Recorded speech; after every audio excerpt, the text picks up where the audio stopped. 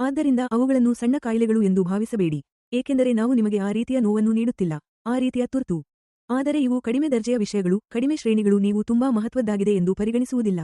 ಇದು ಸಹಿ ಆಕಾರವನ್ನು ಸಹ ತೆಗೆದುಕೊಳ್ಳಬಹುದು. ಕಾಲಾನಂತರದಲ್ಲಿ ಈ ರೀತಿ ನಾನು ನಿಮಗೆ ಹೇಳಿದ್ದೇನೆ, ಬಹಳಷ್ಟು ರೋಗಿಗಳು ಬದಲಿಗೆ ಗರಿಷ್ಠ ಸಂಖ್ಯೆಯ ರೋಗಿಗಳು ಹಿಂದಿನ ಕಾಯಿಲೆಯೊಂದಿಗೆ ಬರುತ್ತಾರೆ. ಅವರು ಒಂದಲ್ಲ ಒಂದು ಕಾಯಿಲೆಯೊಂದಿಗೆ ಬರುತ್ತಾರೆ, ಅವರಿಗೆ ಎದೆಯುರಿ ಇತ್ತು. ಈಗ ನೀವು ಎದೆಯುರಿ ಒಂದು ರೋಗವಲ್ಲ ಎಂದು ಹೇಳುತ್ತೀರಿ. ಆದ್ದರಿಂದ ನಾನು ಏನು ಹೇಳುತ್ತಿದ್ದೇನೆಂದರೆ, ಮೊದಲನೆಯದಾಗಿ ಆ ವ್ಯವಸ್ಥೆಗಳು. ಅದನ್ನು ತರೋಣ. ಆರಂಭದಲ್ಲಿ ಅವು ಕೇವಲ ಒಂದು ಸಮ್ಮಿತಿಯನ್ನು ಹೊಂದಿವೆ. ಎದೆಯುರಿ, ಆಮ್ಲೀಯತೆ, ಹೊಟ್ಟೆ ಉಬ್ಬರ, ಹಸಿವು ಕಡಿಮೆಯಾಗುವುದು ಅಥವಾ ಕೆಮ್ಮು ಇರುತ್ತದೆ. ಕಡಿಮೆ ಶ್ರೇಣಿಗಳು, ನಾವು ಭಾವಿಸುತ್ತೇವೆ, ಉತ್ತಮವಾಗಿರುತ್ತದೆ. ಯಾವುದೇ ವ್ಯವಸ್ಥೆಯು 3 ವಾರಗಳಿಗಿಂತ ಹೆಚ್ಚು ಕಾಲ ಕೆಲಸ ಮಾಡಬಾರದು. ನಿಮ್ಮದು ಸ್ಪಷ್ಟವಾಗಿಲ್ಲ.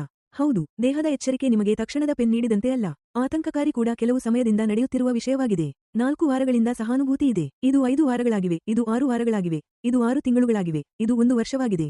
1 ವರ್ಷ. ನೀವು ಯಾವುದೇ ನೋವನ್ನು ಹೊತ್ತುಕೊಂಡಿದ್ದರೆ ಅದನ್ನು ನಿರ್ಲಕ್ಷಿಸಬೇಡಿ. ನೀವು ಅದನ್ನು ತೋರಿಸಬೇಕು. ಆಗ ಇದರರ್ಥ ನಿಮ್ಮ ದೇಹದಲ್ಲಿ ಕೆಲವು ದೀರ್ಘಕಾಲದ ಉರಿಯೂತದ ಪ್ರಕ್ರಿಯೆಯನ್ನು ಹೊಂದಿಸಲಾಗಿದೆ ಮತ್ತು ಅದನ್ನು ನಿರ್ವಹಿಸಬೇಕಾಗಿದೆ.